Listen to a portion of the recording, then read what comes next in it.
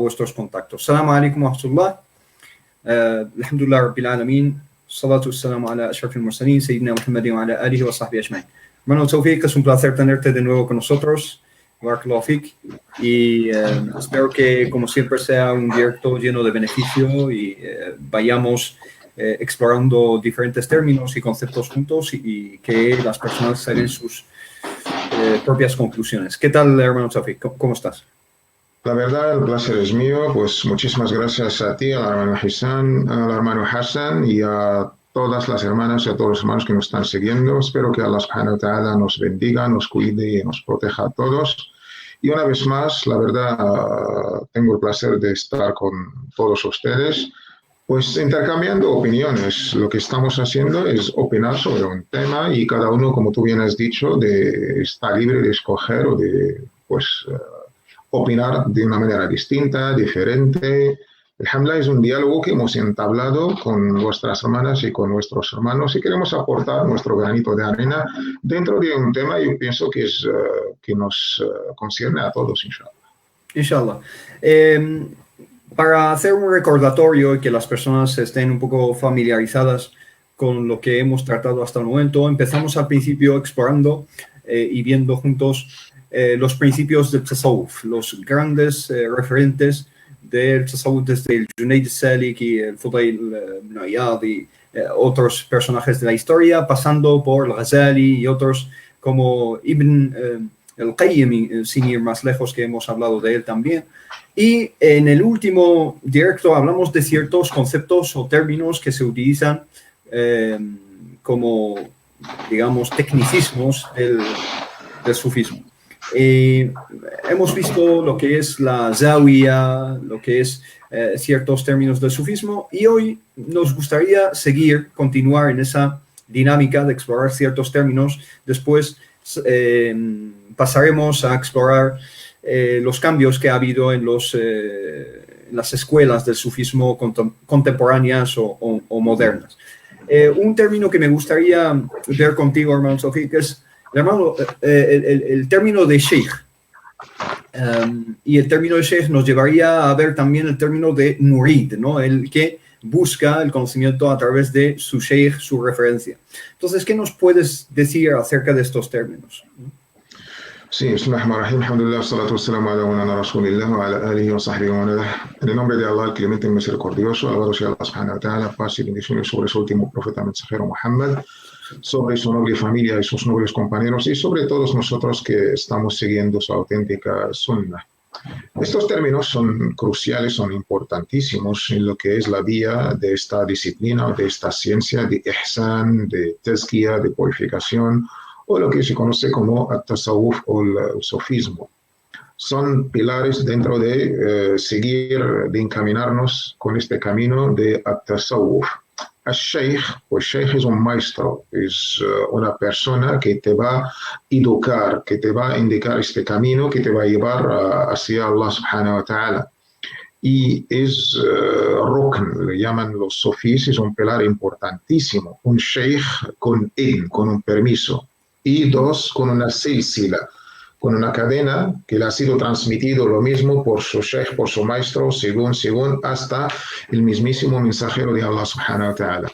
Un sheikh kamil, un sheikh bien preparado, con un permiso de otro sheikh anterior y con una silsila sahija, con una cadena de este permiso que le ha sido otorgado, así siguiendo más o menos para entender, según los muhaddithun, los eruditos del hadith, de la sunna, de los hechos y dichos del profeta sallallahu alaihi wasallam, en este caso por la vía espiritual, pues se hace esta cadena de transmisión.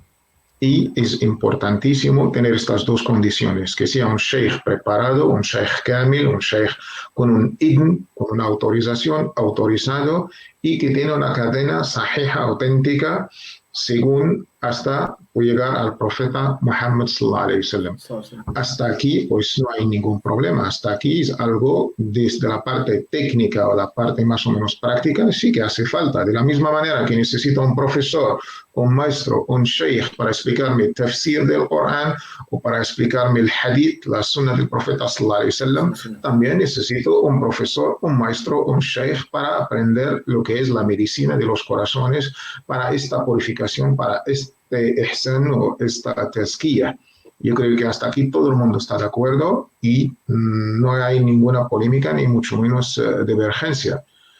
Por la otra parte está el discípulo, está la persona que quiere purificarse, lo que se conoce como término técnico al murid, murid del verbo arada y urido, que debe tener una voluntad y quiere cambiarse, quiere purificarse, está dispuesto a encaminarse este camino de Allah subhanahu wa ta'ala. Estos más o menos términos técnicos y desde el punto de vista islámico están totalmente aceptadas. Llámalos como tú quieras, no hay ningún problema. Luego podemos hablar del uso, o del extremismo o del cambio que ha sufrido estos nobles conceptos con ciertas prácticas, hasta hablar de pseudo-sheikh o de falso sheikh, o también de mucha mercantilización que se ha hecho sobre estos términos. Sí. Antes de pasar a ese aspecto, simplemente quizá ese término de sheikh a veces se ha llevado a un territorio quizá dogmático, ¿no? Lo que diga el sheikh es absolutamente incuestionable, porque cualquier sentido crítico se lee como una rebeldía contra el sheikh y una falta de predisposición de ese aprendizaje y esa tazkiyah y esa tasfiyah y esa purificación de la que has hablado. ¿Y hasta qué punto se debe esa obediencia al sheikh o esa, por así decirlo, falta de sentido crítico con lo que dice, ¿no? Sí, si ya hemos entendido y podemos estar de acuerdo sobre la necesidad y la importancia del sheikh, hasta ya en el Imam Ibn Ashir, que lo que resume más o menos la doctrina maliki, desde el preámbulo hablo de esta trilogía, de este lema que más o menos forma parte de nuestras señas de identidad como musulmanes, sunníes, andalusíes, norteafricanos. Pues era esta Aqd al-Ash'ari, el dogma, cosmovisión, la aqida, la fe según la escuela Ash'ari, y no sé si en día también podemos hablar del ash'arismo y esta rica, digamos, este legado tan importante que ha sufrido también otro ataque por este salafismo literal, superficial, wahabismo, que será interesante también aclarar ciertos conceptos. Pues Aqd al-Ash'ari, la aqida Ash'ari, junto con la escuela del fiqh maliki y junto también con el camino del Junayd, Aqd al-Ash'ari, fiqh malik y Tariq al-Junayd al-Salik. Pues después en esta poesía o esta rima que ha elaborado el Imam Ibn Ashir, que Allah lo tenga en su misericordia, pues llega a decir que la importancia de tener un sheikh que yashabu shaykhan عارف المسالك يقيه في طريقه المهالك. Pues el murid o el discípulo, esta persona que quiere purificarse, pues debe buscar o acompañar a un maestro, a un sheikh que ya hemos dicho autorizado, preparado, que conoce bien el camino sufí para protegerle, para no caer en, digamos, en apuros o en mahali, como ha dicho el imam Ibn Ashir, rahimahullah. Y siguiendo más o menos las normas islámicas del Corán y la Sunna, el ejemplo que siempre que es la fuente a esta práctica sufí es la Surat al-Kahf. Surat al-Kahf que recitamos cada viernes. Surat al-Kahf habla de un sheikh y un murid. Sheikh en este caso el Abd Salih, lo que se conoce en la literatura islámica como el Khadr o el Khidr, la pasea con él, y el murid, el discípulo, el alumno es Musa, Moisés la pasea con él. Y la historia es riquísima, es rica de lecciones y moralejas. Yo aconsejo muy profunda, la verdad. La humildad, el aprendizaje, el adab, la educación, Y es una, digamos, una argumentación sólida a la hora de probar o opinar sobre la importancia del sheikh. Y siempre teniendo más o menos lo que es el cuadro islámico sin extremos y mucho menos sin defectos. El sheikh siempre y cuando siga el Kitab wa Sunnah, siga el libro de Allah y la auténtica Sunnah del Profeta sallallahu alaihi wasallam, no puede exigir o pedir o ordenar algo que está ajeno, que está fuera del libro de Allah subhanahu wa ta'ala, la auténtica de Sunnah. El murid debe ser educado, debe respetar, debe tener un trato muy importante a su maestro. Esto es algo común en todas las disciplinas islámicas, no solamente en el sofismo. El sheikh de tafsir, lo que llaman los expertos sheikh al-ta'lim y sheikh al-tarbiya, sheikh de la purificación de la educación, en términos sofí, y los demás se llaman sheikh de ta'lim, de la enseñanza o de las demás ciencias más o menos racionales o incluso shari'a, ulum islamí. Teniendo más o menos lo que nuestros sabios hablaron de cierta literatura, lo que llaman adab al-alim wal-muta'allim, las etiquetas del sheikh y del discípulo. Y esto es así conocido en nuestra literatura islámica. Y también los propios sofís han marcado las pautas que deben seguir el sheikh y también el mismo murid. Algo tan rico, lo que llaman adab al-sheikh, adab al-murid, las etiquetas, el protocolo, las normas del sheikh y de la misma manera las normas del murid. Muy bien diseñado, muy bien, digamos, dicho, y de esto desde el imam Abdul Qadir al-Jilani, que es una referencia al sofismo respetada por todo el mundo. Por el mismísimo Sheikh Islam ibn Taymiyyah, la gente piensa que es el enemigo de los sofís. Al contrario, hemos mencionado que un tomo de esos 37 tomos, los famosos Fatawa, pues uno se ha dedicado a Tasawwuf. Incluso otro libro, el libro del Istiqama, un libro aparte. El libro del Istiqama para mí es un comentario de Risala al-Qushayriya, un clásico de la literatura sofí. Imam Ibn Taymiyyah comentaba Risala al-Qushayriya y criticaba también al Imam al-Qushayri con toda la educación. Pues el imam Abdul Qadir Jilani, rahimahullah, en su libro Adab al-Murid, pues habla de estas normas que debe seguir el sheikh y que debe seguir el propio murid. Llego a decir, si el sheikh se equivoca, el murid, el discípulo, lo debe aconsejar a su sheikh. Debe, pues mira, aconsejarle al sheikh. Y esto es importantísimo, que el Abdul Qadir Jilani diga esto, yo creo que ya sobran las palabras. Pues debe pues aconsejar a su sheikh. Si sheikh pues se rectifica y vuelve a la verdad, muy bien. Si no, pues debe dejarlo y buscar otro sheikh. Esas palabras de Abdul Qadir Jilani aclaran este concepto de una manera, yo creo que es clarísima. Y de ahí el estado que debe tener sheikh sin extremos y sin defectos. De la misma manera que uno va al médico, debe tener confianza en su médico. No le va a cuestionar, dudar y no.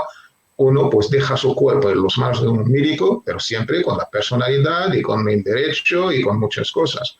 Esto más o menos los sofís cuando quieren explicar el estado del sheikh dan esta parábola del médico y el enfermo. Y sabiendo que el sofismo es esta medicina de los corazones, pero siempre con estas pautas, con estas normas, por parte del murid y por parte también del propio sheikh. Eso es lo que has explicado, es perfecto, por supuesto, pero ¿no crees que a veces se peca de cierto extremismo o al menos fanatismo al considerar a algunos shuyukh como infalibles o incuestionables? ¿No se cae en eso de vez en cuando? Sí, esta es más o menos pues estos defectos que ha sufrido el sofismo en su larga historia por partes de ciertos sofís. No podemos generalizar. Hay sofís que se comportan y respetan, por supuesto, el libro de Allah y la auténtica Sunnah y las propias normas del sofismo. Y hay otros sofís, sean sheikh, sean murid, pues se han alejado y han hecho bastante daño al sofismo. De esto ya hablaba Abu al-Hasan Shadili en su época. Y hablaba de un Misri, y hablaba de Ibn Ata'Allah al-Iskandari, de estos falsos sofís que han hecho bastante daño y han sido criticados de una manera muy, muy dura. Sin embargo, no vamos a negar estas desviaciones. Lo que se ha dado por ciertos falsos sofís o sofismos o no sé qué, han otorgado al Sheikh pues unas categorías ni siquiera el mismísimo profeta. Otros incluso han divinizado al Sheikh. El Sheikh es como alguien que nos critica.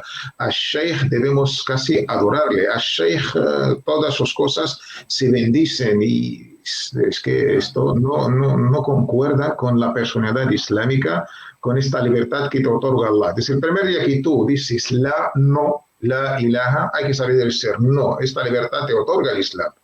Hay que saber decir no a la falsedad, no a la corrupción, no a los falsos dioses, no al ego, no al nafs y no al sheikh falso también. Que usa. Exacto.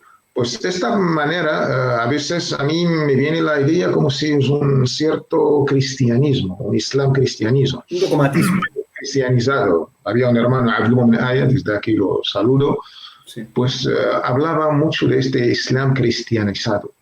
Y su proyecto era un poco descristianizar el islam. Y de esto, pues el concepto de confesar a un cura, lo podemos encontrar, no quiero comparar, pero para ver los excesos que se han otorgado a ciertos shuyukh. Es como te confesas a un sheikh, este sheikh tiene un don de borrarte los pecados, pero estos señores, no, lo siento, los shuyukh y los awliyas son gente que nos ayudan a encaminarnos por el camino para encontrar la verdad suprema, el haq subhanahu wa ta'ala, ni más ni menos. De ahí tratarles como semidioses o otorgarles cosas que ni siquiera le hemos otorgado al profeta Muhammad sallallahu alaihi wasallam. Sí. Esto es una desviación, la verdad. Notas cierta influencia de otras culturas, de otras religiones o de otras filosofías, y el concepto noble de sheikh, por supuesto, con todo su respeto y no lo vamos a faltar respeto mucho menos, pero tampoco no tenemos que caer en estos extremos de llegar a tratar sheikh como si algo supernatural o superhombre o no sé cómo. Superhumano, no, la verdad que no. Übermensch de Nietzsche, ¿no? Casi. Acerca de estos poderes que se otorgan a Sheikh, hemos hablado la semana pasada de las karamat, ¿no? Y que las karamat sí que existen desde un punto de vista islámico, suní al menos, y no hay que negarlas al por mayor, pero sí que hay que tener cuidado con ciertas fábulas que a veces se fabrican acerca de estos shuyukh, ¿no? Y que no hay una cadena de transmisión ni una información fidedigna que lo demuestre. Y acerca de estos poderes supernaturales o sobrenaturales, existe una categorización, una división de los tipos de shuyukh o los maqamat que han llegado a alcanzar estos shuyukh, y se habla del qutb, por ejemplo, o se habla del autad, o se habla del abdal, ¿no? Todo esa realidad de la que se habla. ¿Qué nos puedes decir acerca de esta división y acerca de algunas creencias que rodean un poco esta división, ¿no? Sí, estas son las cosas que criticamos y queremos renovar y queremos recuperar el sofismo, el tasawuf, el genuino. En los primeros años o los primeros días de tasawuf, cuando hemos hablado de Ibrahim ibn Adham, del Imam al-Junayd, no se hablaba de estos conceptos o de estos términos. Esta terminología se ha inventado muchísimo más tarde. Y la verdad es que no coincide con estos conceptos coránicos. Somos siervos de Allah, nadie más, siervos de Allah subhanahu wa ta'ala. Me humillo ante Allah subhanahu wa ta'ala con esta humildad. El ubudiyya, pues esta servidumbre solamente la merece Allah subhanahu wa ta'ala. Obedecer de una manera así, como siervo de Allah, solamente la merece Allah subhanahu wa ta'ala. Y de ahí tratar a estos shuyukh o awliya o lo que, no sé cómo lo vamos a llamar, más de lo que son, esto es un exceso, es algo que la verdad ha salido más o menos de estos límites coránicos y de la auténtica sunna del profeta sallallahu alaihi wasallam. Después se ha inventado una literatura sofí con ciertos términos a veces ajenos a los términos coránicos y a los términos del profeta Muhammad sallallahu alaihi wasallam. de ahí darle a un sheikh más de lo que es, entonces sobresale de su naturaleza humana y otorgarle poderes, e incluso suben en categorías. Uno empieza siendo un sheikh, después sube a no sé qué, hasta un wali, de este wali llega a ser un qutb, polo, y después hasta un wazd, y después a un badal, y después a un gaut. Esta terminología, la verdad, es que es muy ajena a la cultura islámica, al Corán y a la Sunna. No solamente por la terminología no tengo problemas con ella, siempre me preocupo por el contenido que se da a cada término. Pero lo peor es que se ha dado a esta terminología unos poderes, una literatura sufí, es como si hay un consejo secreto y estos aqtab, autad, abdal se reúnen y manejan el mundo y la gente pues debe pedir su ayuda y en vez de pedir a Allah subhanahu wa ta'ala. Estos son excesos que se han otorgado por ciertos falsos sofís o falso sofismo a tratar a estos seres humanos vivos y muertos. Incluso la gente hace viajes largos a sus tumbas. Y en vez de pedir a Allah subhanahu wa ta'ala, piden a estas personas. Y esto, la verdad, no forma parte de la verdadera aqida. Incluso otorgarles que esta gente, por ser aqtab, o por ser autad, o por ser gauth, gauth es la palabra fuerte, es igata. ¿Quién te va a socorrer? Es que solamente se pide a Allah subhanahu wa ta'ala. Y se reúnen los cuatro y cada siglo, no sé, hay uno de cada tiempo y tenemos que darle no sé qué, tenemos que darle. Sí, se han escrito cosas así, se han dicho cosas así. No queremos rebuscar en los libros de Tasawwuf o Sofía y sacar textos y citarlos. No queremos entrar en esa dinámica, ¿no? de hemeroteca, como se dice aquí en español. En España la hemeroteca no miente, ¿no? Pero sí que se han dicho ciertas cosas y los hermanos que son de inclinación sufí dicen que esas palabras no se pueden tomar literalmente, sino que son una expresión metafórica, espiritual, figurada, etc. Sabemos leer perfectamente, sabemos lo que se enseña en los países musulmanes de una tendencia predominantemente sufí, y sin ir más lejos, ¿no? Personas que conocemos, cuando están en apuros, no llaman a Allah subhanahu wa ta'ala, sino llaman a Mulay Abdul Qadir al-Jilani, ¿no? O sea, o a Mulay Abslam, ¿no? O sea, llaman a estos grandes eruditos y suyos. Nos preguntaban, el hermano Muhammad en el chat de Facebook pregunta, ¿quién es Abdul Qadir al-Jilani? Abdul Qadir al-Jilani estaría, digamos, conforme con llamarle en vez de Allah subhanahu wa ta'ala en esos momentos. Por supuesto que no. Abqajin es uno de los sabios, eruditos, alim, mufassir, muhaddid de la escuela Hanbali.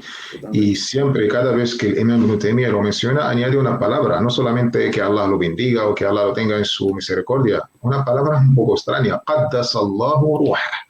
No sé cómo lo vas a traducir tú, Hisham. Qaddasallahu ruha. Sacarle su espíritu, su alma. Exacto. ¿De qué grado? Pues a un sahabi que Allah esté complacido con él, a cualquiera que Allah lo tenga en su rahma, en su misericordia, pero a Abdul Qadir Jilani, el mismísimo Sheikh al-Islam Ibn Taymiyyah, que Allah lo tenga también en su misericordia, lo trata con esta educación, con este adab. Imam al-Jilani, qaddasallahu ruha. Y de la misma manera su discípulo, su alumno Ibn al-Qayyim, también con todo respeto. Imam Ibn al-Qayyim es del siglo XI, del siglo VI de la Hijra, siglo XI de nuestra era. Pues ha sido una época muy, la verdad, turbulente desde la parte política, decadencia del mundo musulmán, la parte interior, la parte interna, la parte externa, divisiones, más o menos coincide con nuestro tiempo hoy en día. Él, para reformar, para renovar al Islam y a los musulmanes, empezó con la vía espiritual, con la vía, digamos, de los corazones, educando la aqida correcta, el hadith, pero también purificando a la gente en su zawiya o en su mezquita, bien mejor, o bien dicho, que todavía está en Bagdad, la pueden visitar. Y ha tenido tan éxito que Allah ha bendecido su manera de educar, de dar sus clases, que hasta hoy en día tenemos la tariqa Qadiriyya, está en todo el mundo. Está, digamos, la Zawiya Qadiriyya o la tariqa Qadiriyya o la escuela Qadiriyya, que Allah subhanahu wa ta'ala ha bendecido, que hasta hoy en día todo el mundo sigue en estos pasos esta manera de aprender el Islam en las ciencias y también en la parte espiritual de la purificación de los corazones. Pero no deja de ser un ser humano, no es alguien infalible, siempre con la máxima de nuestro Imam Malik: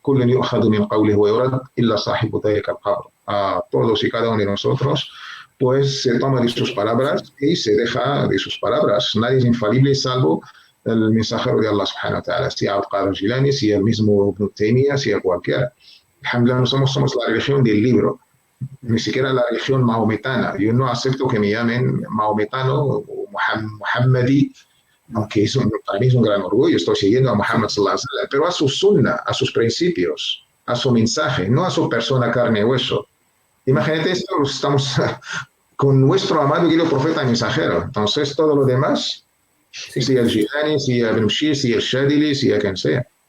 Acerca de esta personificación o llevar el Islam a lo personal, el seguimiento a la persona en vez de al principio y a la idea, vemos que muchas veces se dan ciertas decepciones, tanto por la parte sufí como por la parte salafí, etc., cuando algún sheikh o algún erudito, algún daya, una persona que predica el Islam, comete algo que decepciona a sus seguidores casi que dejan el Islam, algunos incluso. ¿Por qué? Porque seguían la persona en vez de seguir los principios y las enseñanzas y las ideas. Y eso es algo que el Islam ha combatido, porque incluso el Corán no habla al profeta Muhammad sallallahu alaihi wasallam por su nombre, ¿no? Es que el Corán no personaliza el discurso, sino que lo deja bastante abierto, y esto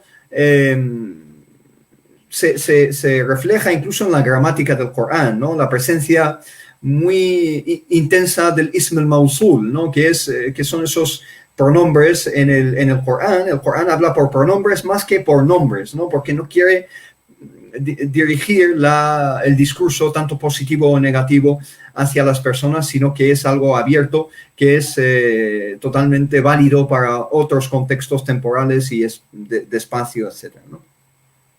Sí, yo creo que el concepto de sheikh lo tenemos que meter en su adecuado, digamos, estado. Sheikh es una persona importante en todas las disciplinas, sea del corazón o sea de las demás ciencias. Y no deja de ser un ser humano, pero siempre con el merecido respeto, por supuesto. Es alguien que te va a indicar la puerta de Allah subhanahu wa ta'ala. Pues esto es muy, muy noble. Y siempre con esta moderación islámica, ni por extremos y mucho menos por los defectos. Pero lamentable que hay ciertos suyos también aprovechan de esta buena fe de estos muridos, de estos discípulos. Se entregan de una manera casi a las ciegas, y estos suyos, en vez de indicarle, pues empiezan a predicar cosas que no forman parte del Islam, ni mucho menos de la Sunna. Por eso hay estas, digamos, desviaciones en el camino sufí. Y nuestro, digamos, mensaje es corregir estas lagunas, estas desviaciones. Es que a veces te educan sobre la importancia de sheikh de una manera no solamente personificada, es que hasta que tú piensas que la única vía espiritual que puedes conseguir es como una corriente eléctrica, te pasa al sheikh. Que la vía espiritual del profeta viene hasta llegar al sheikh de tu tiempo. Y si tú no le das tu aceptación, suena como cristiano, si tú no aceptas a Jesús como el Salvador, pues tu pecado original, no sé qué. No, esto la verdad, lo siento. Yo recuerdo, pues, en Marruecos, estaba con una tariqa sufí muy conocida en Marruecos, y tenía este concepto de sheikh, mucho más de lo que, digamos, debe ser. Incluso llegué a pensar, solamente con estrechar mi mano con el sheikh me va a pasar la espiritualidad. Y me quedé un día y pasé toda la noche con la gente, con este sheikh de todo Marruecos, y le saludé y hemos pasado toda la noche con el dhikr y con todo esto. Y al volver a mi ciudad de Marruecos, me siento, oye, cuando salude sheikh no me ha pasado nada por las manos. No sentiste electricidad. Es que nos hablaron de sheikh, nos metían cosas en Marruecos, en la tariqa, en la zawia de sheikh. Y cuando fuimos a visitar sheikh, desde Qasr el-Kibir, norte de Marruecos, hasta Rabat, que es la capital de Marruecos, todo un viaje con todo el sueño. Imagínate lo que he construido, palacios, y al final se ha derribado todo. Y llegué y saludé sheikh con esta niña, con esta intención, esperaba algo, que me va a pasar la espiritualidad. Y no me pasó nada. Y esto me pasó aquí en Barcelona. En Barcelona vino un sheikh internacional de una tariqa mundial que está por todo el mundo Sí. y ha dado una conferencia interesantísima, la verdad, en la Universidad de Barcelona. Y lo mismo, pensaba saludarle, estrechar mi mano con él, me va a pasar esta espiritualidad, este imán, esta fe, esta devoción. Y la verdad es que no me pasó nada. Tenía una imagen que ya yo he construido en mi mente sobre el sheikh desde unos conceptos, la verdad, casi, no sé, no me atrevo a decirlas, pero cuando me senté con él, era un ser humano, como el resto de los humanos. Si Sí. Allah habla de Muhammad sallallahu alaihi wasallam como un hombre que camina en los mercados, Muhammad sallallahu alaihi wasallam, la persona más noble en la tierra, habla de sí mismo como un siervo de Dios. Pues camina y va a los mercados y come el qaddid, esta carne seca que hacía su madre, con toda esta humildad. Lo decía él mismo. Sí, sí, exactamente. Exacto. Pues de esto queremos renovar este sufismo, pues sheikhs son importantes, pero siempre siguiendo, por supuesto, y de esto hablaban la verdad los propios sufís, y nunca hay que separar lo que es la haqiqa de sharia, son unos términos también de lo que es la sharia, la parte legal, jurídica del Islam, el fiqh, y la parte espiritual, al haqiqa. Sí. De esto ya se quejaba el Jilani en su época. Shadili, Ibn al-Jawzi, el propio Imam Ghazali en su Ihya, en su famosa enciclopedia, sí, pues advertía del gran peligro de separar la parte legal de la parte espiritual. Hasta hay un dicho que tú bien conoces, que se le atribuye al Imam Malik, man tasawwafa wa lam yatafaqqa فقد تزندق ومن تفقه ولم يتصوف فقد تفسق ومن جمع بينهما فقد تحقق. Quien se hace sofí sin, digamos, el estudio legal del Islam es como, no sé, un hereje. Y si alguien estudia la parte del Islam y deja la parte espiritual, se corrompe. Pues, se rompe. Y lo mejor es, pues, juntar las dos cosas. Pues, y yo creo que es un dicho muy interesante, lo ha dicho el Imam Zarruq en sus Qawaid, en sus normas, y yo creo que resume esto lo que debe ser el Shaykh el Murid. Siempre, pues la parte espiritual es importantísima, pero junto con la parte islámica, Corán y Sunnah. Y con esto tenemos un control para no desviarnos, sea el Shaykh o sea el Murid, o sea la propia tariqa del camino sufí. No. Luego, con shuyukh, etcétera, y algunas tariqas o algunos grupos, surgen ciertas creencias que tienen que ver con el mundo de los sueños, ¿no? Yo voy a ver algo en mi sueño, voy a ver al profeta Muhammad sallallahu alaihi wasallam, hay una obsesión con ello, voy a ver a mi sheikh o a un sheikh antiguo que ya ha fallecido, a Abdul Qadir Jilani o a ciertos shuyukh, los voy a ver en mi sueño, en mi visión. Entonces hay una obsesión con las visiones y los sueños hasta tal punto de que pueden llegar a preguntarse, ¿qué has visto ayer en el sueño? ¿No? Y hay unas sesiones solo para hablar de sus sueños, etc. ¿Qué podemos decir de esa obsesión con los sueños? ¿No? Pues los sueños... Es casi freudiano, es casi algo de la psicoanálisis, ¿no? O sea, si hacemos una lectura psicoanalista, pues vaya, un análisis de la propia persona, digamos, con estos sueños, desde lo líbido hasta lo cultural, pasando por muchas cosas. No, los sueños son algo que forma parte de nuestra naturaleza humana. Esto todo el mundo, creyentes, ateos, no vamos a negarlo. Sin embargo, en el corpus islámico, en nuestra cultura islámica, los sueños son algo conocido. Y incluso Allah habla de unos sueños muy clásicos. El sueño de José, la paz sea con él. José, hijo de Jacobo, hijo de Ishaq, de Abraham, Yusuf. Todo un capítulo de las famosas 7 vacas flacas y 7 vacas gordas. ¿Por qué Allah me habla de este sueño? Claro, es un relato interesantísimo. por todas las lecciones y moralejas que debemos aprender. También el profeta sallallahu alaihi wasallam hablaba de la importancia de los sueños. Sin embargo, los sueños son de tres tipos. Hay el sueño que viene de Rahman, de Allah subhanahu wa ta'ala, y hay un sueño de Nafs, y hay un sueño por parte de Shaitan. Y siempre con la wasatiyya, con esta moderación, con esta justicia, sin defectos y mucho menos en extremos. ¿Hablamos de los sueños? Pues sí, no hay ningún problema. Pero los sueños, si son por parte de Allah subhanahu wa ta'ala, es una buena noticia. Bushra, tasur wa la taghur. Es algo, una albricia, late albricia, pero nunca nos basamos en un tema shara'i sobre un sueño. No. No hay que darle más de lo que es un sueño. Un sueño es un buen sueño, ¿vale? Te va a alegrar, te va a dar una buena noticia. Y lo mejor, si conoces una persona virtuosa, una persona con taqwa, con imán, con fe, con estudios, para que te haga una muy buena interpretación. Y nunca te basas sobre este sueño. Nos basamos sobre lo que está en el Corán y en la Sunna. Por muy bueno que sea este sueño. Vale, me ha dado una buena noticia, gracias a Allah subhanahu wa ta'ala, pasar página y ya está. Sin embargo, si suena la mujer. Exacto, y esto, pues una parte de una manera espiritual o psicológica, da ánimo al propio musulmán. Incluso el profeta Aslam, después de Salat al-Fajr, pues llamaba y preguntaba, ¿alguien ha visto un sueño? ¿Alguien ha visto un sueño que nos cuente y yo lo voy a interpretar?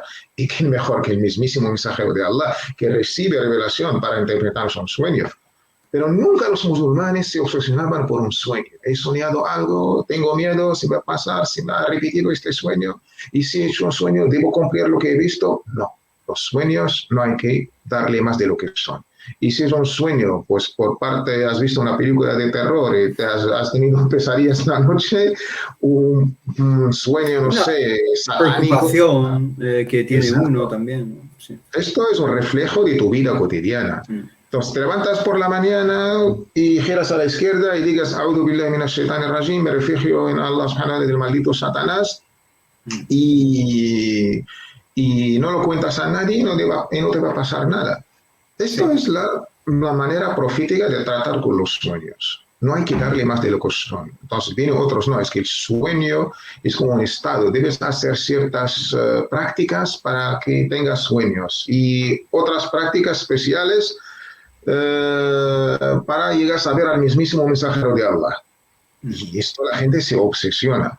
Y de estos sueños se toman unas decisiones. Vamos a hacer algo porque el jeque o porque fulanito o mengano ha soñado esto. Entonces tenemos que hacer esta legislación o tenemos que cambiar esto o va a pasar algo. No, lo siento, señores. Esto no forma parte de nuestra amada y querida región islámica. No nos basamos nunca sobre los sueños y mucho menos sobre lo que se llama el ilham o esta inspiración.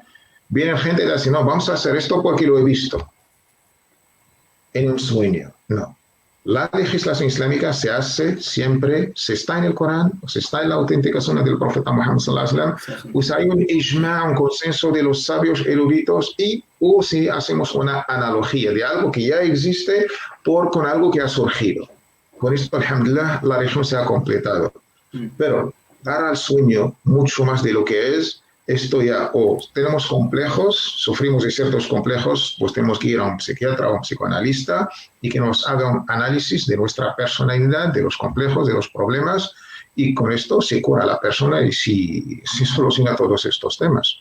Totalmente, es apasionante hablar de los sueños desde un punto de vista islámico y cómo el Corán habla del sueño como un viaje del alma, que todas las noches el alma, ¿no?, entra en una realidad distinta a la realidad física que nos rodea. Es algo muy interesante a explorar, no estamos quitando la importancia.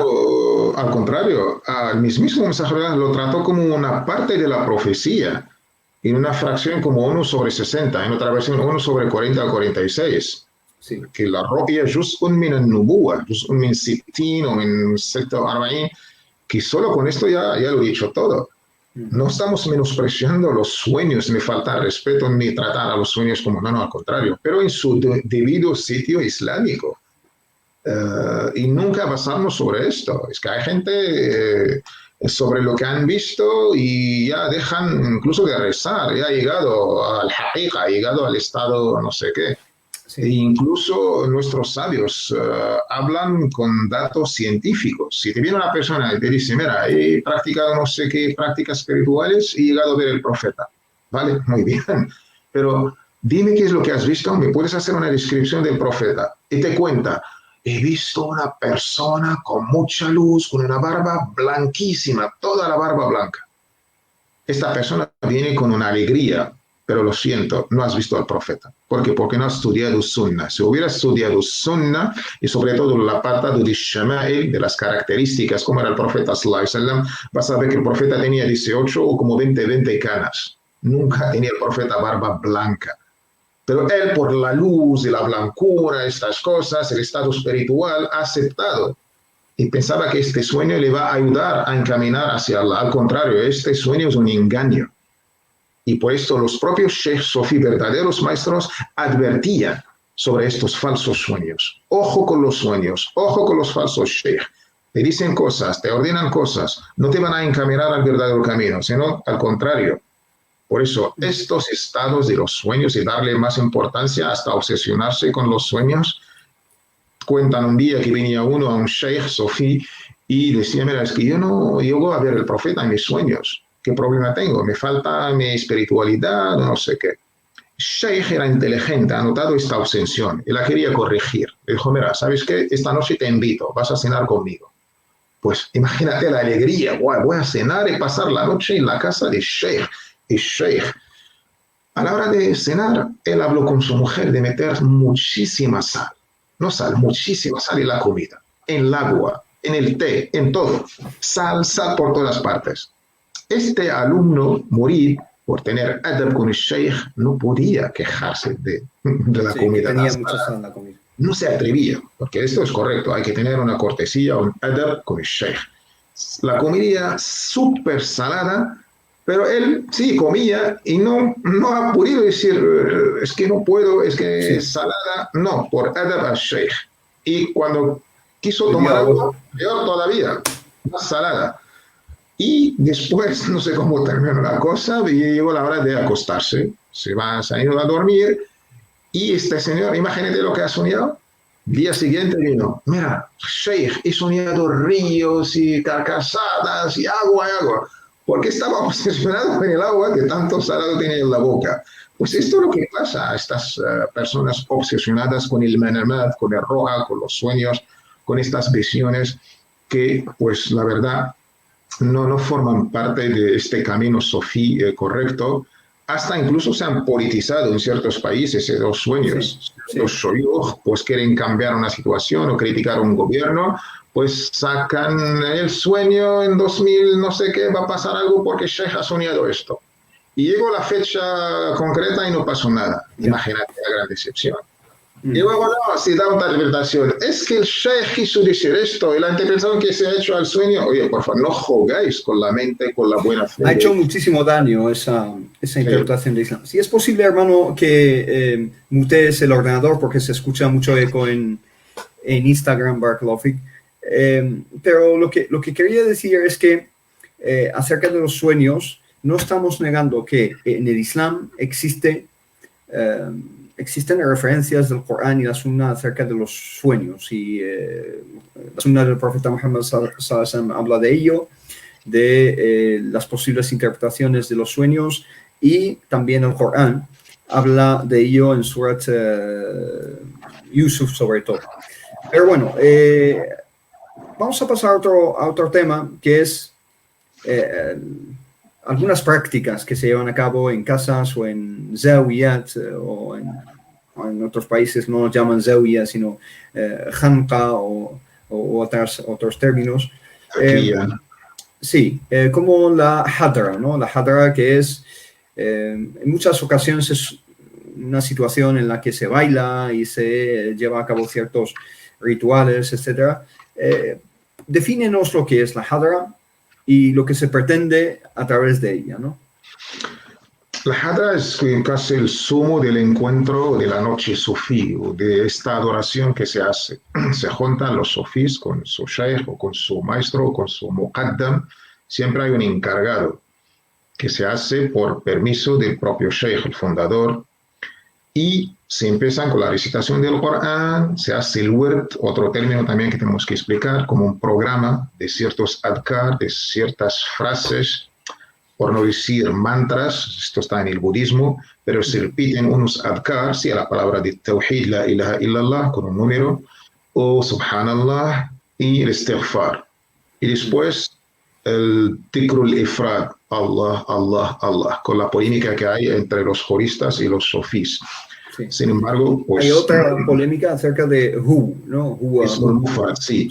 Yo con la palabra del ifrad no tengo problemas. Qulillah, decir Allah, o walillahi al-asma al-husna, Allah le pertenecen los nombres, Rahman, Rahman, pues lo mismo, también Allah, Allah es uno de los nombres.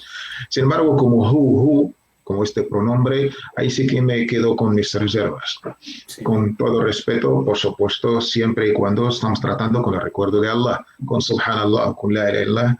Yo creo que en el concepto, como principio, sí que lo tenemos. Luego, la manifestación o estas cosas, podemos ser tolerantes, podemos estar de acuerdo o no. Pero cuando se hace más o menos este programa de la reunión de la noche Sofí, sí, con la presencia del muqaddam, del encargado, del presente de la sesión, o incluso si está propio sheikh presente o alguien que lo represente, que con su permiso se hace esta noche después de rezar y cenar, si hay cena o si no hay, no es tan importante, porque siempre juntarnos con la comida hay mucha bendición, este concepto es noble, la verdad. Lo ha alabado muchas veces el mismísimo profeta y mensaje de Allah subhanahu wa ta'ala. Con las comidas se acerca a los corazones y se crea esta hermandad, que son conceptos, la verdad, los hemos perdido, y en este caso hay que dar las gracias a los sufís, son casi los únicos que están todavía preservando estos nobles conceptos, la hermandad, el amor en Allah, comer juntos, juntarnos en una comida y después rezar juntos. Estos valores se están perdiendo dentro de esta islamización. Hombre, aquí en España se lleva a cabo en todas las mezquitas, pero... Sí, pero cada uno, después de la mezquita, cada uno se va a su casa. Pero sí, juntarnos de una manera así, social, religiosa, hermandad, la verdad hace falta. Y como no se permite dentro de las mezquitas, se hacen en locales, zawayas, alquilados o comprados, que facilitan, la verdad, estas prácticas islámicas que la verdad yo he hecho mucho en falta. En Marruecos sí que lo hacíamos en estas tariqas, en estas zawayas. Sí. Volviendo a la hadara. Se hace el adkar y se pasa a la parte de sama, la parte de canciones, de anashid. Con estas canciones el estado espiritual pues aumenta, hasta incluso entra en un estado un poco, no sé cómo lo voy a llamar. Sí, de éxtasis. Exacto. Y se levantan para hacer unos bailes con palabras o con adkar que repiten, escuchando la canción de uno o dos cantantes con una muy buena voz, y a veces incluso acompañados con instrumentos musicales, según la tariqa o según la sabia. Pero como base siempre es este programa. Se reza, se come, luego se hace el Corán, se hace una mau'ida, una humilla, un sermón. No siempre, hermano. En algunas hadras no se sigue ese orden ni se hace de esta forma más o menos correcta desde un punto de vista jurídico. Ya que estamos hablando de la Sharia, yo he visto hadras, he estado dentro de hadras de pequeño y sé exactamente lo que se hace. Sacrificios de sangre. He visto, ¿no?, en Marruecos la música de Gnawa para entrar en ese trance o ese éxtasis, ese estado de éxtasis. Zikr he visto más bien poco, ¿no? Entonces, la vivencia de la hadara que yo tengo en diferentes ciudades en Marruecos, por ejemplo, no coincide mucho con la descripción que das, que es la teórica o cómo debería ser, ¿no? Pues esto más o menos es el concepto del hadra o de la imara, según cada región como lo llame, dentro de lo que es el camino sofí. Luego las excepciones o las malas prácticas o de ciertas tariqas o zawiyas pues no coinciden. Esto más o menos es lo que tienen programado todas las tariqas. Qadiriya, Shadiriya, Buchishia, Tijaniyya, lo que, no sé, los nombres son ya hasta uno se pierde. Pero más o menos la fuente o la argumentación sobre estas cosas va de esta manera. Otros, como tú has dicho, por supuesto sí que existen, pero esto para mí son las excepciones. Estaba presente yo con ciertas tarijas, no quiero llamarles Sí. por su nombre, y hacen cosas, sí, e incluso cosas ni siquiera ni Corán ni mucho menos, es como una fiesta. Y se lanzan directamente a unos árboles con espinas y comen cosas y hacen cosas un Sí, se poco, no sé. autolesionan, se autodañan, sí. Y esto con todos los, yo conozco en Marruecos maestros de shuyukh, pues critican sofis, critican todo esto y me han dicho más de una vez que esta gente nos hace a nosotros daño y la gente nos mezclan con ellos. Pues eso aquí tenemos que matizar. Muy bien, acerca de que Entonces, volviendo estos... al... No, pero antes de pasar, Barakallahu, me gustaría puntualizar una cosa antes de pasar a lo que ibas a decir, que es lo siguiente. Terminar con el Hadra, sí. Sí, pero antes de terminar con el Hadar, acabas de decir que los sufíes que caen en esos excesos y en esas prácticas incorrectas hacen daño a los verdaderos sufíes que siguen la sunna del profeta Muhammad sallallahu alaihi wasallam. Bien, a raíz de estos directos me ha contactado y han comentado más de una persona, no solo una persona, más de una persona, diciendo que estamos haciendo daño al sufismo a través de estos directos. Y mi respuesta fue que estamos precisamente diciendo y criticando a los que realmente hacen daño al sufismo, que son esos falsos sufíes que en nombre del sufismo llevan a cabo unas prácticas que deforman y desfiguran la imagen real del sufismo suní basado en la Sharia, basado en el ejemplo del profeta Muhammad sallallahu alaihi wasallam. Pero desde mi punto de vista, y creo que estarás de acuerdo, hermano, los que son dignos de crítica y dignos de esos comentarios y esos mensajes son precisamente esos que han dado una mala imagen al sufismo con estas prácticas y no nosotros que estamos intentando separar el grano de la paja y separar lo que es correcto de lo que no es correcto y el verdadero sufismo suní del pseudo sufismo moderno que se aleja a veces de ello, ¿no? Es que los musulmanes tenemos que aprender cómo dialogar. Tenemos que salir del monólogo.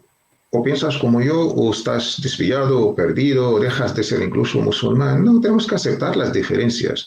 Algo muy básico, señores, algo muy importante, algo crucial, algo esencial en nuestra amada querida religión islámica, que cuál es el concepto de tawhid. Lo uno, lo único es solamente Allah. Si a Allah le pertenece el tawhid, esta unicidad, todo lo demás es diverso, todo lo demás es diferente, todo lo demás es dual, es plural. Entonces el pluralismo, la divergencia es humana, el tawhid es solamente Allah. Si no hemos captado, si no hemos entendido este concepto, siempre vamos a tener estas polémicas o falsas polémicas. Lo uno y lo único y lo absoluto es solo Allah. Lo demás es relativo. Podemos diferenciar, divergir, estar de acuerdo, porque somos humanos. Es que somos, sí, nuestra naturaleza es ser plurales y diversos. Muy bien. Y ese concepto, y si no aceptamos al otro, y creo acepto que todos al tenemos otro. Que pensar de la... Sí, hermano, Barakallahu fik, hermano Sofik. Yo acepto al otro, al sufí, que sigue el Islam según el Corán y la Sunna y la Sharia, lo acepto. Pero si veo algo que no encaja dentro de ese marco, ¿tengo que aceptarlo también? No, lo tienes que aconsejar. Es que es tu deber guiar a tu hermano. Si tú me ves, no sé, ahogándome, me tienes que salvar. No, es que tenías que aprender a nadar en su tiempo. Ya es tarde. Es que ha dicho el profeta Dino Naseha. El Islam es el consejo. Así, de esta manera casi genérica. El Islam que es, o sea, hay muchas cosas en el Islam, pero tan importante es el consejo de la Naseha hasta que llegó el profeta a definir el Islam como solamente, únicamente al-Naseha, con el artículo al. ¿Sabes lo que significa el artículo al en árabe? Solamente el Islam es el consejo. Es deber, es derecho de mí sobre ti, aconsejarme. Y por la otra parte, si unos piensan que son los dueños de algo y solamente a ellos les pertenece opinar y calificar, esto yo creo que es un poco es algo que ya el propio Karl Marx lo explicar o capitalismo, monopolio. Que todo monopolio tiene que estar en las manos de los burgueses. No, el sofismo es algo legado que pertenece a la humanidad. Que todo el mundo puede opinar. Incluso otros dicen, no, es que como no has probado el sofismo, no puedes hablar del sofismo. Yo creo que vetar con este veto no forma parte del diálogo. El sufismo es algo que está al alcance de todo el mundo. No. Por supuesto, hay que saber, hay que estudiar, no podemos hablar de algo que no está, digamos, que no lo estudias, que no lo sabes. Incluso hemos vivido tasawuf en Marruecos. Yo estuve con varias tariqas, he dejado una tariqa a otra. Por estas cosas que yo pienso, espero que Allah subhanahu wa ta'ala me guíe y nos guíe a todos, que estaba en lo cierto. He dejado una tariqa a otra por algo, no sé qué van a pensar mis hermanos sofís. Estábamos presentes en una tariqa y hacíamos esta jalsa de dhikr para llegar a esta hadra, que tenemos que criticar, por supuesto.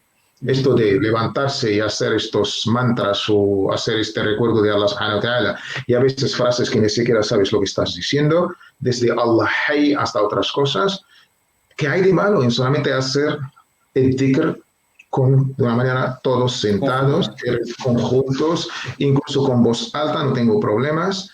Todo lo que es mashru', legítimo, conocido y autorizado. Hacemos 3.000 sallallahu alayhi wa sallam, 3.000 la ilaha illallah, 3.000, 10.000 Allahu Akbar, lo que tú quieras. ¿Por qué hace falta? Ahora conozco grandes shuyukh de tariqas, Sheikh Abdul Qadir Isa, que Allah tenga en su misericordia, el doctor Abd Halim Mahmoud, el antiguo jeque del Azhar, pues están recuperando esta vía genuina del tasawuf.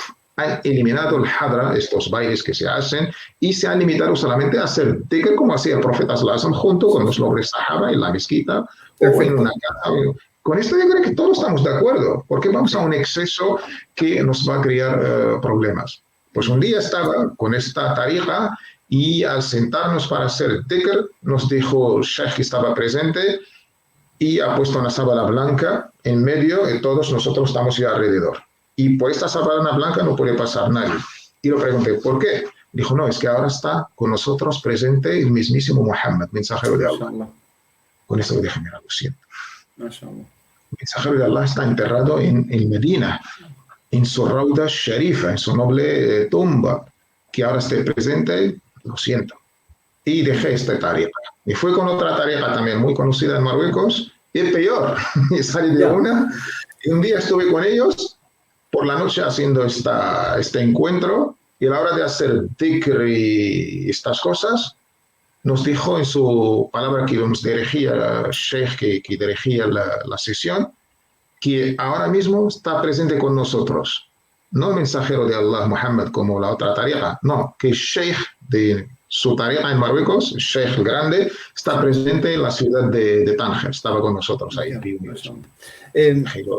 Señor, no comparto cosas. Si me pongo a enumerar las cuestiones que yo he visto personalmente, empezamos y no acabamos, porque yo he visto muchísimo en Moulay Abdeslam, en Marruecos, en el norte de Marruecos, Moulay Abdeslam Bemshish, en los mewasim que se llevan a cabo, ¿no? Hay diferentes zonas del norte de Marruecos que llevan su mewasim.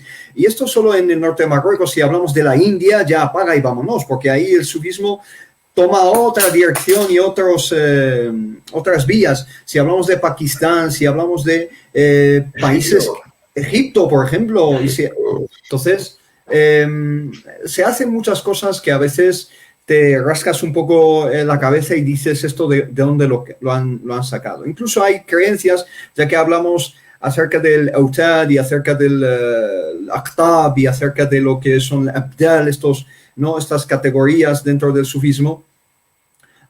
Se habla de cómo se reúnen una vez al año y cómo dividen el arzaq, lo que es el sustento de los ibad, de los seres humanos, etc.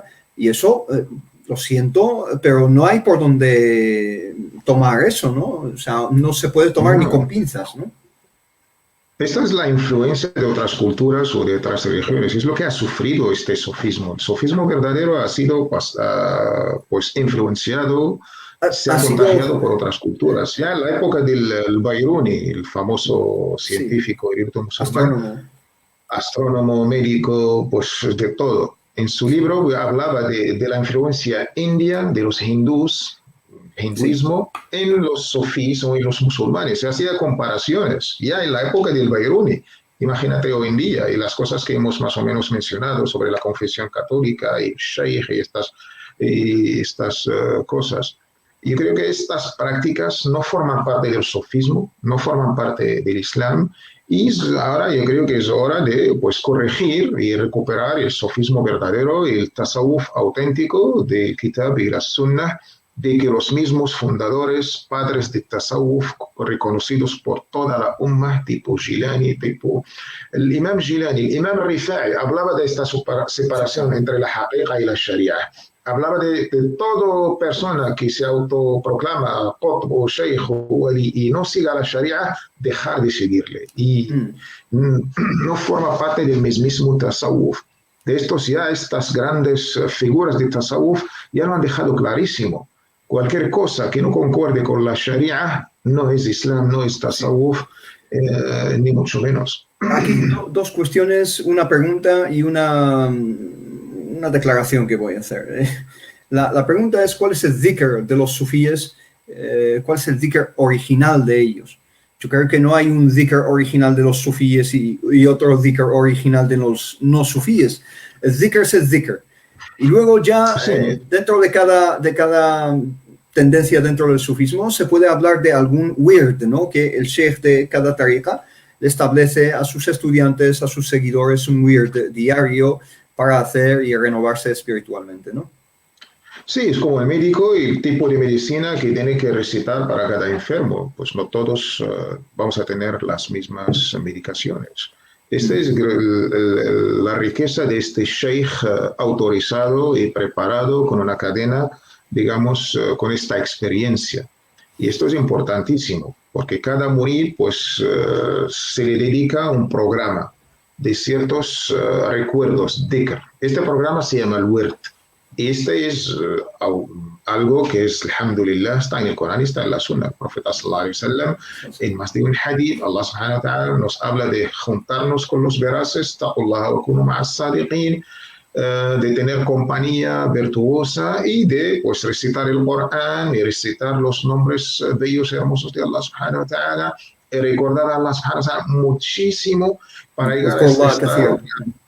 Sí, sabbihuhu, pues glorificarle mañana y tarde. Esto yo creo que es algo muy consensuado en el Islam. Incluso Allah no ha puesto números ni límites de una manera abierta. Y esto vamos a programarlo en una zawiya, en una tariqa, en una orden, pues es lo que se trata dentro de esta estructura del sofismo. Es una técnica interesante, hace falta. Hay que organizar, hay que ordenar las cosas. Y de esto se trata. Entonces, después de Sheikh el Murid, un pilar importante es el dhikr. Dhikr es importante, es la llave de todo el sofismo. Un sofismo sin dhikr, pues deja de ser sofismo. Esto, incluso el propio Islam, hasta el propio imán, es qawlun bil lisan, es un dicho que se menciona con la lengua, es un dhikr, es un recuerdo de Allah subhanahu wa ta'ala.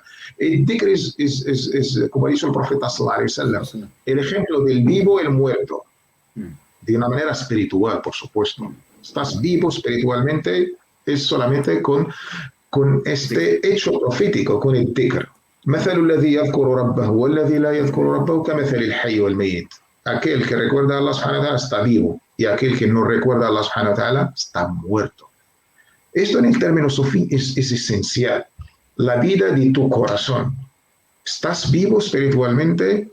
Porque sigues a Allah subhanahu wa ta'ala, es un mensajero. Ya ayyuhalladhina amanu istajibu lillahi wa lirrasuli idha da'akum lima yuhyikum. ¿Quieres ser vivo? Contesta, responde a Allah subhanahu wa ta'ala y sigue a su mensajero.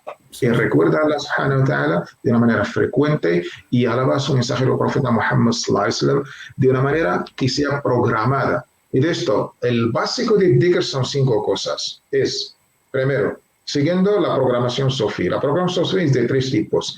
At-tahalli, para llegar a at-tajalli. Vaciarnos, llenarnos y vamos a florecer, vamos a iluminarnos. Este es el programa, así tan sencillo, el sofismo. Y esto es Islam, de esto se trata. Entonces se hace at-tahalli, en términos salafís, at-tasfiyah, como el proyecto del Imam al-Albani, que Allah lo tenga. Ves que el salafí y el sofí verdaderos son lo mismo. Y la terminología queda ya solamente las polémicas y las falsas luchas. Entonces se hace de que primero limpiar. vaciar este ego, este corazón de lo mundano, del apego, hasta llegar al fana, hasta vaciarnos de lo mundano. El fana en términos islámicos, porque el fana también, el imán Ibn Taymiyyah cuando habla del fana, pues lo explicó en 3 términos. Aceptó 1, rechazó 2. Sí. Se hace esta limpieza, esta higiene, esta purificación espiritual primero con el istighfar. Hay que hacer el istighfar. Sheikh te va a decir pues 1000 veces cada mañana o cada tarde o cada día. Y después vamos al segundo turno, es hacer pues dhikr ta'mir. Hemos hecho dhikr de tathir, tahara, esta limpieza, esta purificación. Y ahora hemos dejado el corazón vacío, lo tenemos que llenar. Aristóteles ya tenía, desde el primer día, que decía que la naturaleza tenía miedo del vacío. Este vacío se va a llenar con el bien o con el mal. Sí. Con este vacío hay que llenarlo con la ilaha illallah. Aquí viene, pues, hemos hecho tahalli, ahora tahliya. Pues esta manera de llenar nuestro corazón. Es el proceso importante en todas las tariqas sofís, con el tahlil. Entonces, dhikr de la ilaha illallah, con la presencia del corazón, por supuesto.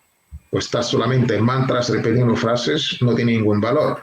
Lo que estás pronunciando con tu lengua lo concuerda, lo siente tu propio corazón, por supuesto. Eso se manifiesta en tu comportamiento, en tu hábito, en tu vida. Y después viene la salat al nabi. Pues no sé cuántas veces vamos a leer a Muhammad, la frase más corta, o incluso con la salat ibrahimiyya. Y después viene el dhikr de tanzih, de glorificar a Allah subhanahu wa ta'ala, subhanallah, y por otras formas. Y la última o la quinta parte del dhikr, el dhikr al-ifrad.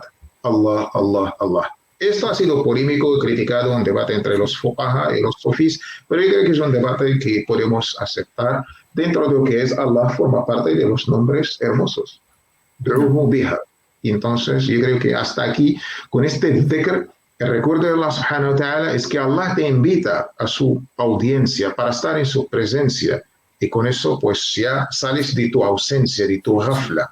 Y esto es primordial. Esto es, yo veo que lo debemos hacer todos, los sufís y los no sufís, porque es ser musulmán, es reconocer tu ubudiyya, es saborear tu fe y salir de lo mundano y de tu ego, de tu nafs y de tus opiniones y de yo, y sentirte que eres siervo de Allah subhanahu wa ta'ala.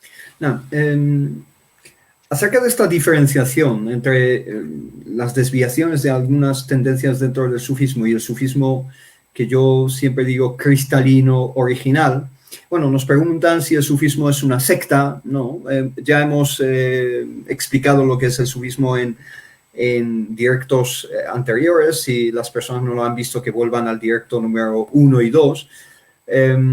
Y hemos dicho que no es una firqa dentro del Islam, sino que es ¿no?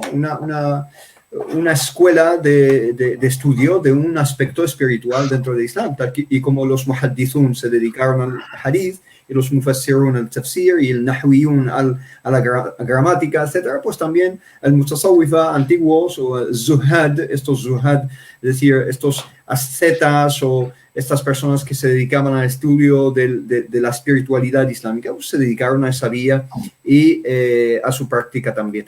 Pero una cosa que me llamó mucho la atención hace muchos años ya, antes de su fallecimiento, Muhammad Sa'id Ramadan al-Buti, ¿no? Que es uno de los grandes eruditos de Sham, y de nuestro tiempo realmente, que falleció y fue asesinado en Damasco, y que Allah subhanahu wa ta'ala lo tenga en su misericordia. El Buti, para mí, siempre me fascinó como una persona con un equilibrio muy interesante, ¿no? Una persona con unas sensibilidades espirituales y una inclinación mutasawwifa, pero también muy crítico de estas tendencias dentro del sufismo, y una persona que habló claramente en contra de ciertas prácticas y ciertos rituales, etc. Al-Buti, en una de las últimas entrevistas que concedió en televisión, le preguntaron cuál es la tariqa del sufismo que tú indicarías a las personas, etc. Y él dijo, muéstrame una tariqa que no vaya en contra de la sunna del profeta Muhammad sallallahu alaihi wasallam, y yo seré el primero en seguirla. ¿No es así, Tawfiq? ¿Te acuerdas de esa entrevista? Sí. Es una famosa entrevista que Allah lo tenga en su rahma, y el Imam al-Buti ha fallecido de una manera, la verdad, muy trágica, que Allah lo acepte como shahid, como mártir, y pues cada uno, pues ya Allah subhanahu wa ta'ala lo recompense lo mejor, inshallah. Pues el Imam al-Buti, Abd Halim Mahmoud, los ulemas siddiqiyin en la Zawiya Tariqa Siddiqi en Marruecos, los ulemas eruditos ketaniyin, sabios eruditos del hadith, son grandes sabios eruditos, han hecho críticas y quisieron renovar y corregir, reformar esta vía de tasawwuf que ha sufrido bastantes salidas de tono, salidas del camino, y este proceso no ha parado. Ahora mismo, alhamdulillah, en lo que es Siria, todos los grandes eruditos son sofís. Sí, Exacto, casi todos. Incluso dentro del propio Ministerio de Asuntos Islámicos, Egipto. la gente preparada. Egipto lo mismo, desde los grandes, desde el propio, sin entrar en debate político, esto era cada uno, pero como eruditos y como gente preparada y ulama, estas cosas sí, lo conocemos, y alumnos que han estudiado también autorizados por grandes sabios, por ejemplo, Atlas Siddiq y Ahmed Siddiq, son en este caso son referencias excelentísimas, y yo creo que nadie puede, digamos, dudar de su preparación intelectual, jurídica, y también eran sofís, pero no dejan de ser también humanos, y no, mucho menos lo vamos a tratar como infalibles. Sha'rawi, Mucho menos. Sha'rawi, por supuesto. Es que entrar en este tema de dar nombres quedamos un poco... Sí. Pero me has hecho recordar una poesía, una rima, no solamente el Imam al-Buti, el Imam al-Wali, el famoso sofí clásico para todos, que es Imam al-Akhdari. Imam al-Akhdari es conocido para todos nosotros. Su rima en el Mukhtasar de la Ibadat de la escuela maliki es ya imprescindible. Después, exacto, se estudia el texto de Ibn Ashir, o se estudia el Ashmawiya, o se estudia el Mukhtasar. El Hamla está en castellano, el hermano Abu Yusuf al-Hakim lo ha traducido en castellano y está al alcance de todos. Pues el Imam al-Akhdari, este gran imam del siglo XVI, también tiene otra poesía, otra rima sobre el tasawwuf. Ha hecho pues su mukhtasar, este resumen sobre la jurisprudencia según la escuela maliki. Hablo de manera muy rápida sobre el suluk, sobre el tasawwuf, pero todo el mukhtasar es dedicado a la jurisprudencia básica según la escuela maliki. Pero tiene también otra rima, otra poesía, se llama Manduma al-Qudsiyya, o el Manduma sobre el tasawwuf, más o menos 340 y pico, 46 versos. Y habló de esta manera ya desde el siglo XVI, decía que والرأس والصراخ والتصفيق عمدا بذكر الله لا يليق وإنما المطلوب في الأذكار الذكر والخشوع والوقار فقد رأينا فرقة إن ذكروا تبدعوا وربما قد كفروا وصنعوا في الذكر صنعا منكرا صعبا فجاهدهم جهادا أكبر. Si esto ya lo criticaba el Imam al-Akhdari, el clásico de esta hadra, que si estos bailes y estas cosas, estos gritos, ya decía el imam en su poesía, y lo recomiendo, a ver si el hermano Abu Yusuf al-Hakim puede traducir también esta rima al castellano, tú mismo, Norma Hisham, solamente estos versos, no traducir los 346, pero el imam al-Akhdari es una autoridad sofí, y también una autoridad jurídica, faqih y ulema, para llegar a decir que el baile, el hadra y los gritos y estas cosas no tienen nada que ver con el dhikr de Allah subhanahu wa ta'ala.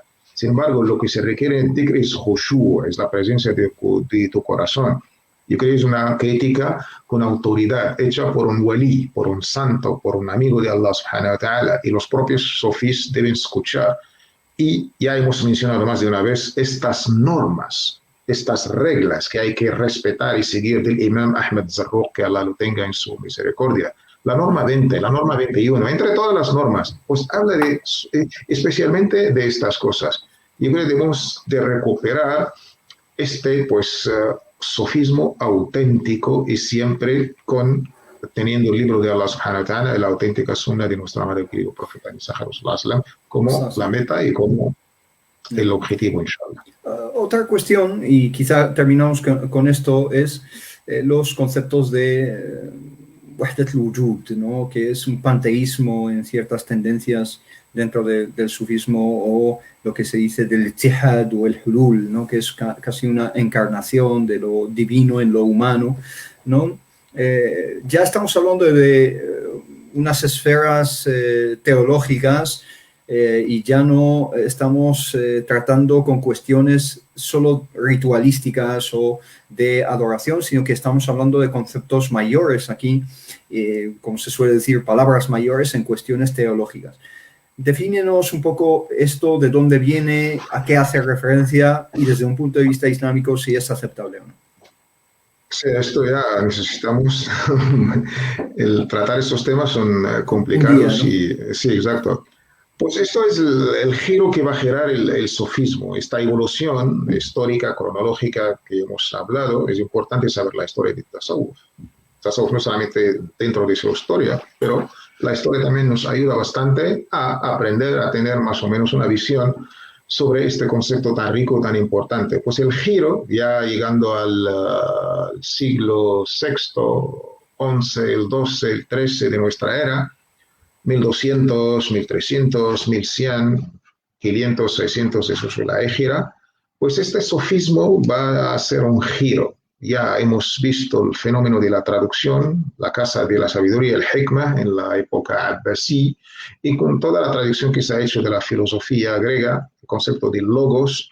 Esto va a influir en las ciencias islámicas, sobre todo en dos campos muy importantes, o casi tres. Ha influido, pero sobre todo se ha notado su influencia en la teología, y por eso se ha creado ilm al-kalam, esta racionalización para pues refutar ciertos conceptos dentro del dogma islámico que no coincidían, pues ciertos conceptos si se contradicen con el Islam, conceptos griegos sobre el concepto del Dios humano o el humano divino, o el universo, o el alma, pues de esto yo creo que los sabios musulmanes han dominado la filosofía griega para dar respuestas islámicas.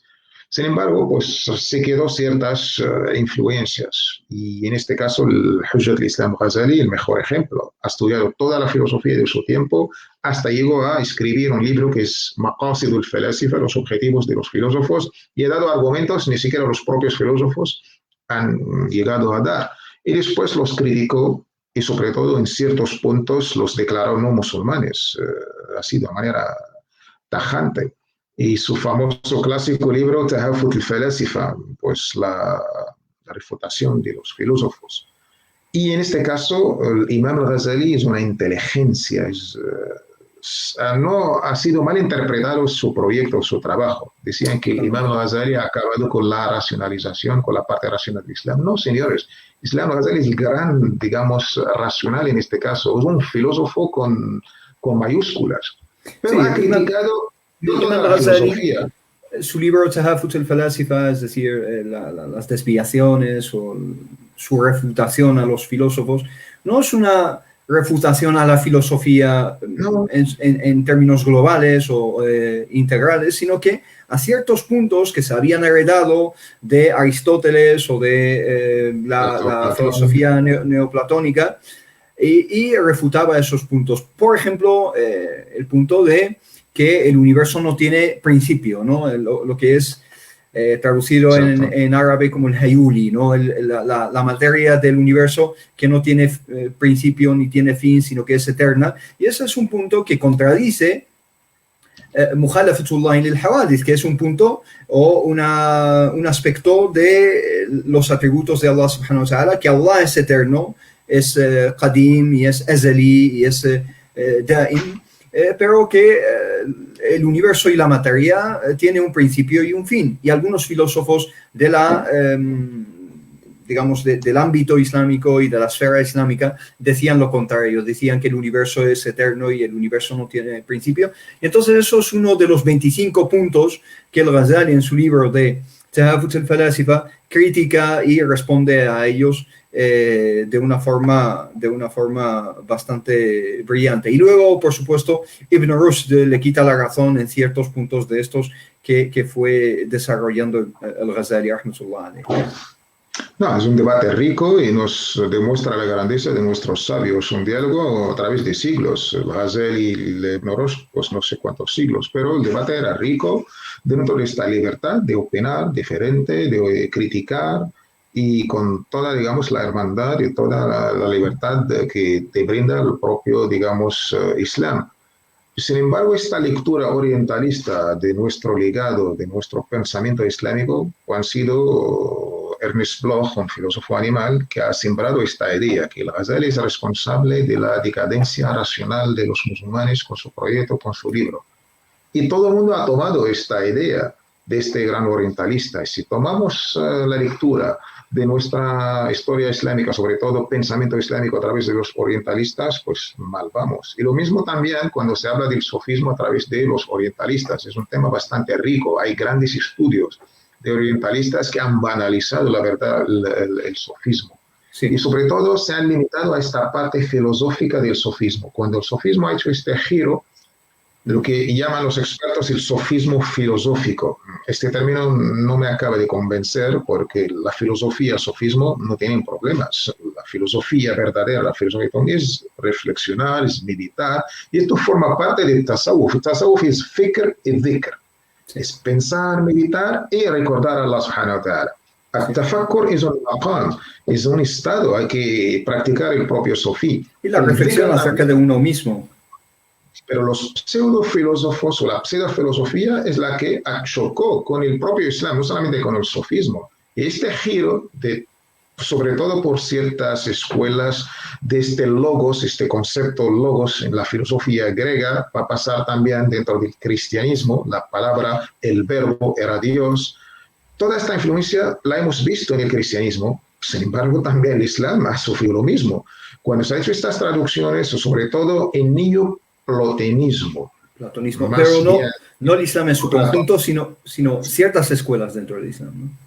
En este caso, el sofismo, sobre todo ciertas escuelas del sofismo, lo que se suele llamar el sofismo filosófico. Pues estas ideas del nuevo platonismo sí pasaron, entre otras cosas, como indicó el Imam al-Bayruni, como otros grandes sofís criticaban en su momento, que sí, que se contagiaron al propio sofismo. Hemos visto cosas nuevas, cosas como el lahut, que la parte divina se presenta en la parte humana y se hacen justificaciones, se interpretan de una manera hermenéutica, aunque el concepto es bastante tarde, de ciertos versículos coránicos o incluso de ciertos hadices del profeta sallallahu alaihi wasallam. Se habla de cierta, digamos, unión entre la parte divina y entre la creación. Estos conceptos del hulul, del ittihad, de wahdat al-wujud, el panteísmo, encarnación, esta unión de lo humano y lo divino, que lo que ves es Dios, todo lo que ha creado. Sí. Estas cosas, la verdad, eran muy raras, no formaban parte.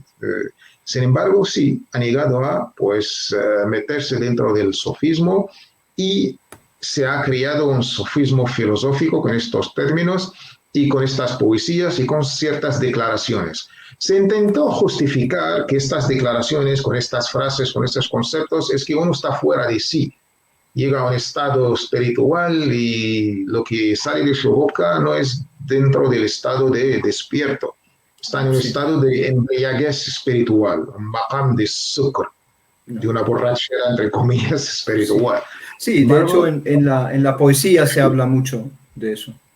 En la poesía se habla de... Este cambio, con este giro, la verdad, el sofismo empezó a degradarse, empezó su decadencia, empezó a salir de esta, digamos, safá, de esta purificación, de esta claridad.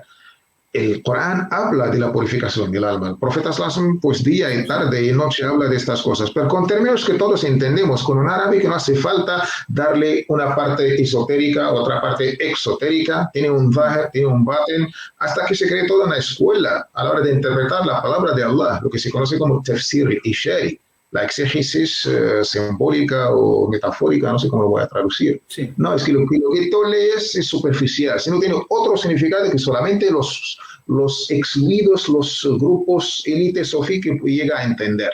Y esto, señores, lo siento, esto es dar a entender que solamente los propios curas que tienen el derecho de interpretar la palabra sagrada o la Biblia.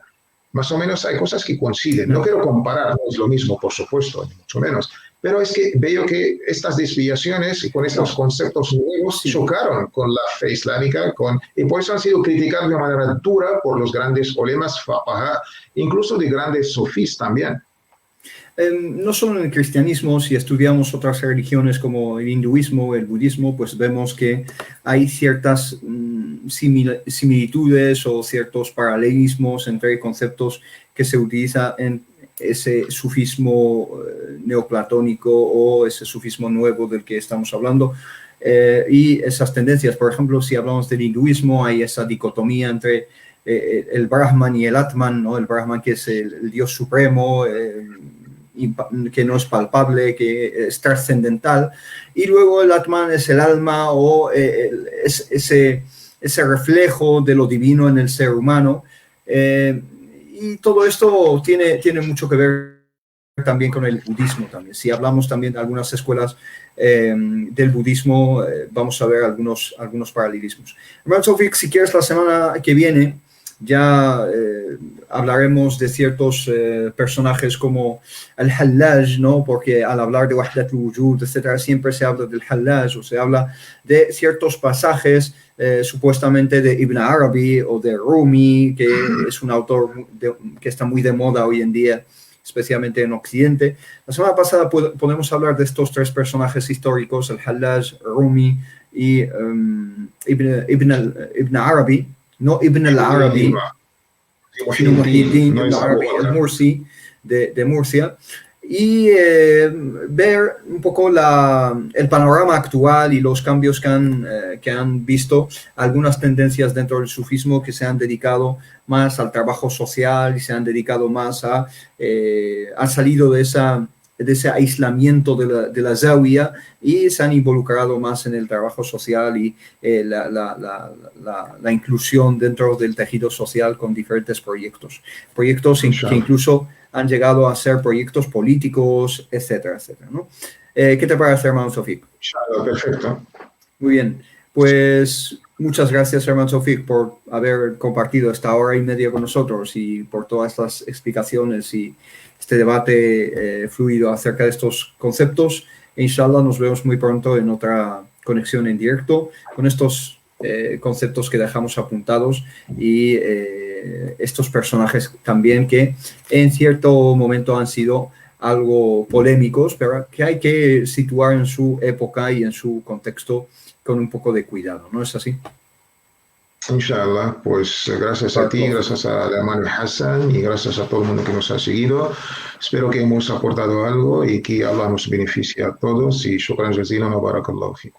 Afika barakallah. Muchísimas gracias a las personas que nos han seguido tanto en YouTube, en Facebook y en Instagram. Gracias por seguirnos por cuarta vez. Llevamos ya 4 sesiones. Inshallah, nos vemos en la quinta. Que paséis una buena semana y muchísimas gracias por vuestro tiempo y vuestra atención. Assalamu alaikum wa rahmatullahi ta'ala wa barakatuh.